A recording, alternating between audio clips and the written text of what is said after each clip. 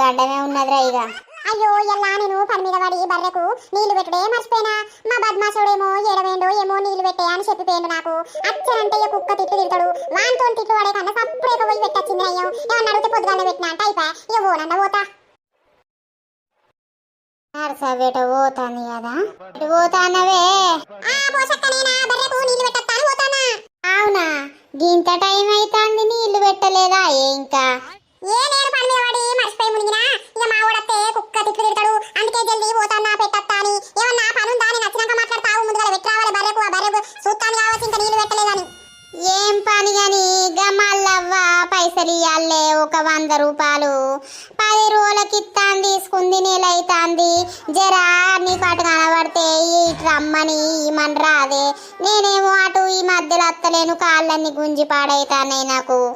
మళ్ళా చెప్తా చెప్తా మా ఇత్తత్తి 100 రూపాయలు ఏమన్నా ఊరి